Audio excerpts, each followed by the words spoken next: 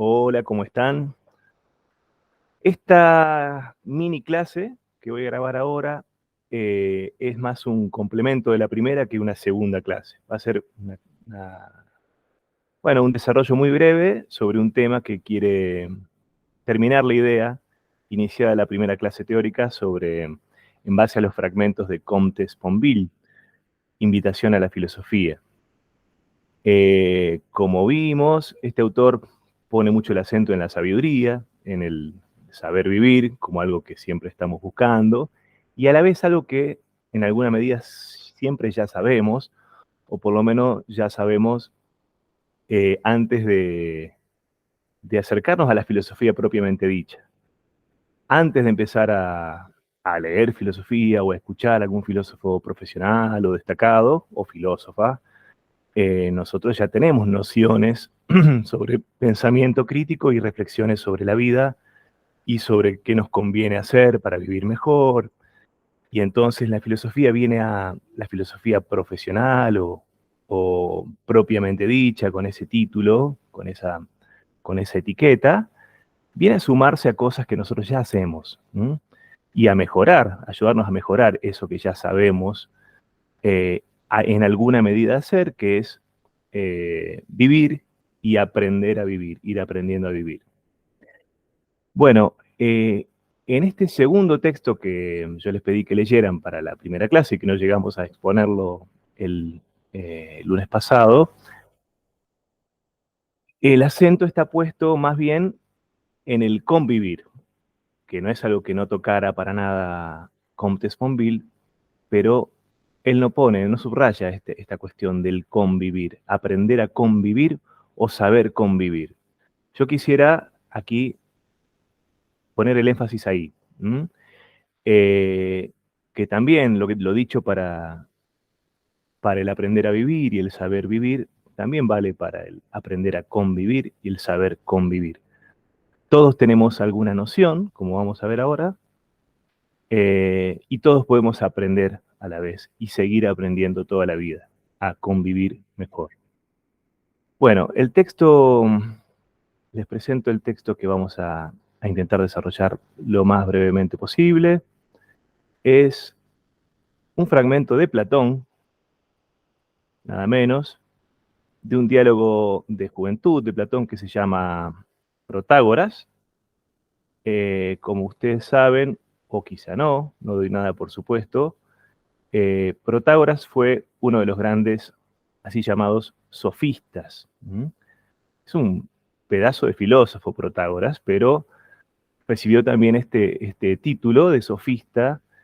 En la época, llamar a alguien sofista era algo neutro, era un maestro de sabiduría, y después, a partir de Platón y con los años, se volvió algo peyorativo. Un sofista es alguien que es una especie de charlatán, digámoslo así, que, eh, que no ofrece verdaderos conocimientos, verdaderos aprendizajes, sino más bien un mercenario que simplemente especula con que lo sigamos y le creyamos lo que dice, le creamos lo que dice, mejor dicho, perdón, eh, a cambio de dinero.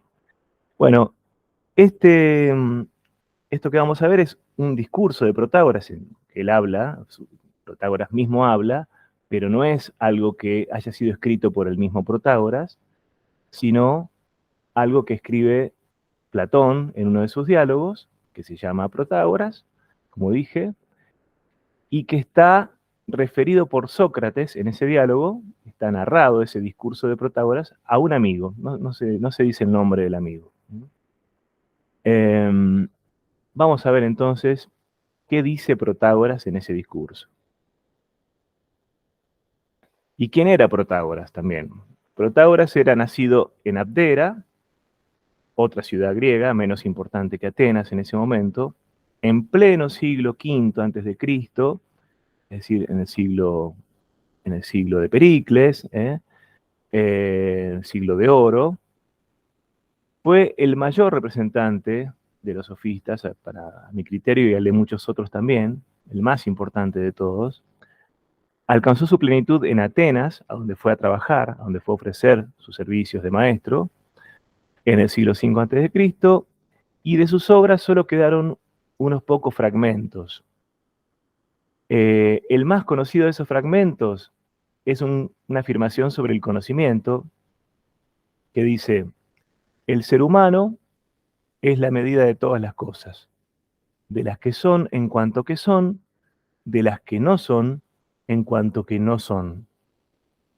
Por lo tanto, no existen verdades absolutas, sino solo opiniones que varían según los individuos, según las culturas, según los grupos.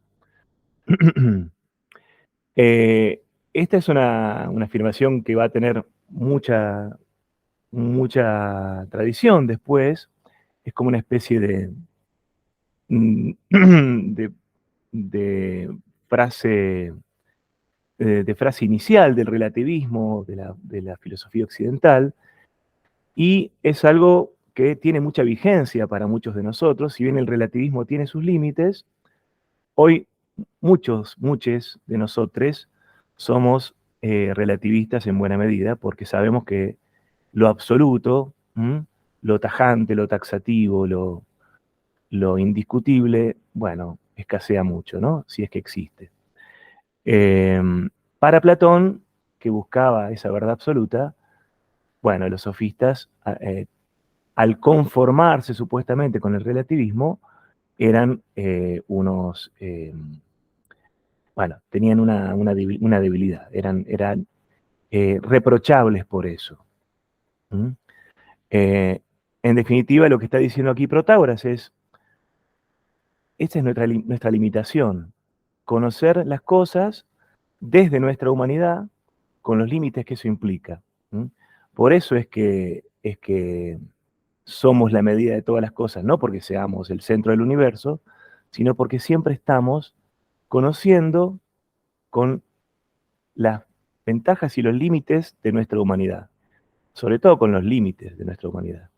Por eso hay cosas que ni siquiera podemos saber que existen y por lo tanto para nosotros no son, y otras que son para nosotros y inevitablemente son para nosotros tal como las conocemos nosotros, desde nuestros medios humanos, con nuestros sentidos humanos, con nuestra razón humana, etc. Bueno, ¿qué otra cosa famosa dijo Protágoras? Un poco menos famosa.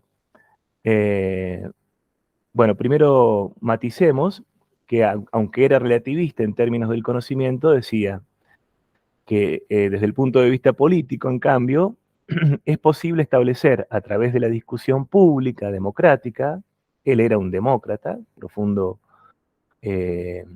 sostenedor de la democracia de Atenas, en este caso.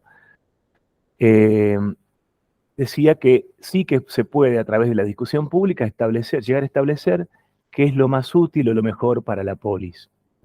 Entre todos llegamos a alcanzar lo mejor para todos, a decidir qué es lo mejor para todos, democráticamente.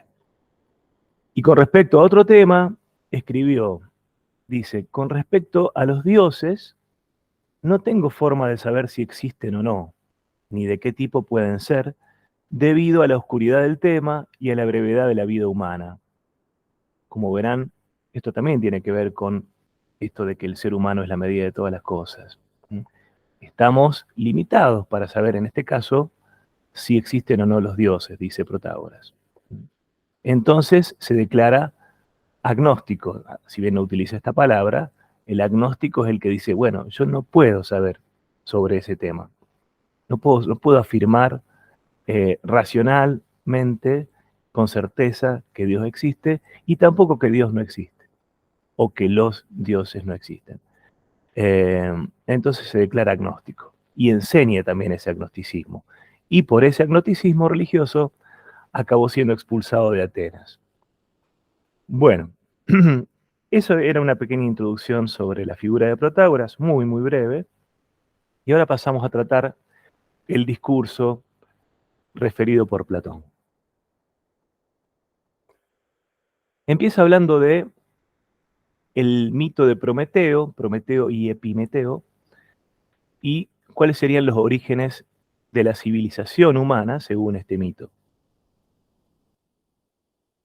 Dice, hubo una vez un tiempo en que existían los dioses, pero no había razas mortales. Por razas mortales aquí tenemos que entender los animales en su conjunto, incluyendo a los animales humanos. Cuando también a estos les llegó el tiempo destinado de su nacimiento, los dioses los forjaron dentro de la tierra con una mezcla de tierra y fuego. Y cuando iban a sacarlos a la luz, ordenaron a Prometeo y a Epimeteo que los aprestaran y les distribuyeran las capacidades a cada uno de forma conveniente. A Prometeo le pide permiso Epimeteo para hacer él la distribución. Y le dice, después de hacer yo el reparto, tú lo inspeccionas, tú lo controlas. Así lo convenció y hace la distribución Epimeteo. En esta, a unos les concedía la fuerza sin la rapidez, y a los más débiles los dotaba con la velocidad. A unos los armaba y a los que les daba una naturaleza inerme, sin armas, les proveía de alguna otra capacidad para su salvación.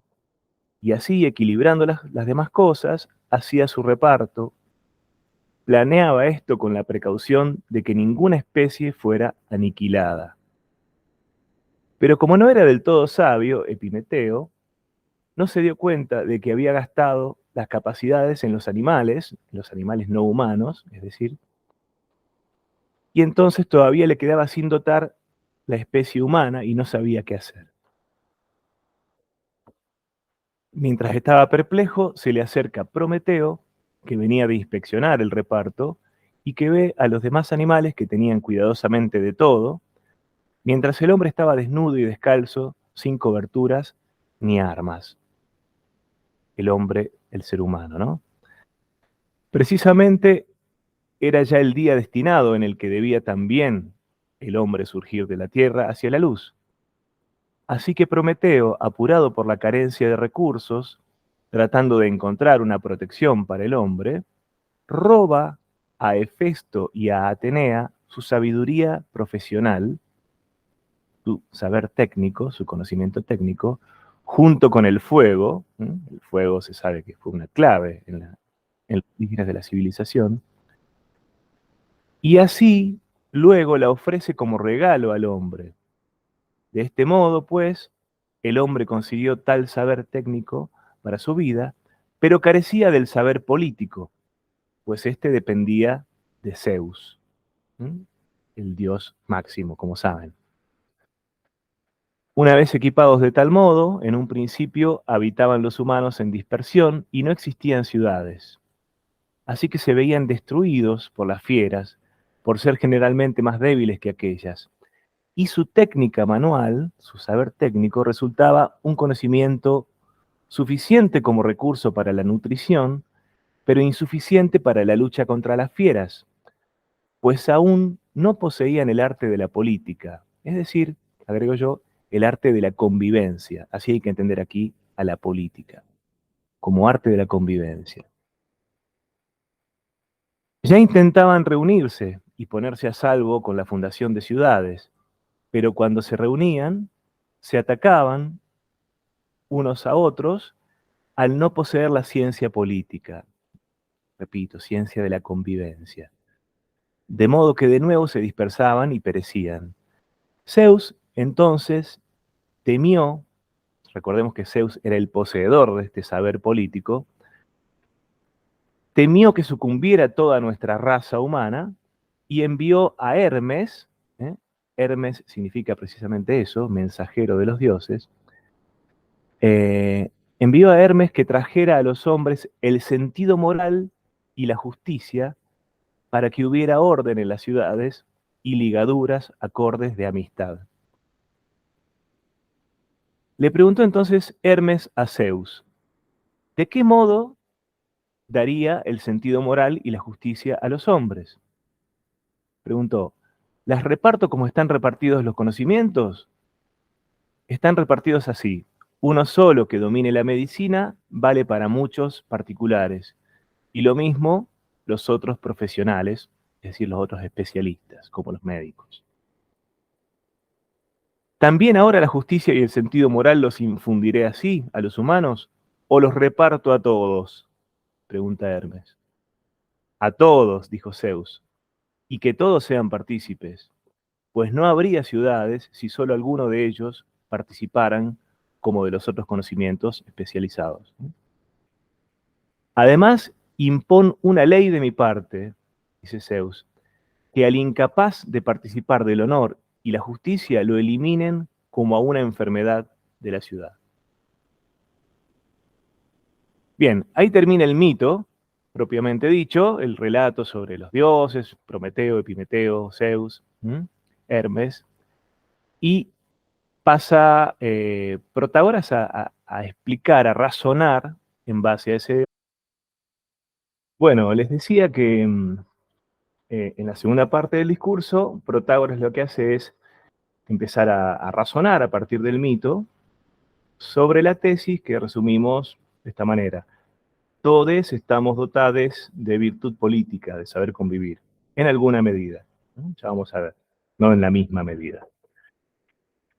Pero lo importante es que todos, en alguna medida, sí. Como la filosofía. Todos en alguna medida filosofamos, ¿no? Y todos en alguna medida también filosofamos sobre la convivencia, reflexionamos y sabemos sobre el convivir. Entonces dice Protágoras, continúa, inmediatamente después de dejar de hablar de los dioses, Zeus, Prometeo, Epimeteo. Así es, Sócrates, y por eso los atenienses y otras gentes, cuando se trata de la excelencia arquitectónica o de algún tema profesional o especialidad, opinan que solo algunos pocos deben asistir a la decisión. Pero cuando se meten en una discusión sobre la excelencia política, sobre la virtud política, que hay que tratar enteramente con justicia y moderación, naturalmente aceptan a cualquier persona como que es deber de todo el mundo participar de esta excelencia, de esta virtud. De lo contrario, no existirían ciudades, no existiría la convivencia. Y en cuanto a que todos creen que esa, la virtud política, no se da por naturaleza ni con carácter espontáneo, sino que es enseñable y se obtiene del ejercicio, esto intentaré mostrártelo ahora. He aquí la novedad entonces. La novedad es que no solamente todos compartimos o participamos hasta cierto punto de ese saber convivir, de esa virtud política, sino que todos lo hemos aprendido. Ninguno lo tiene por naturaleza,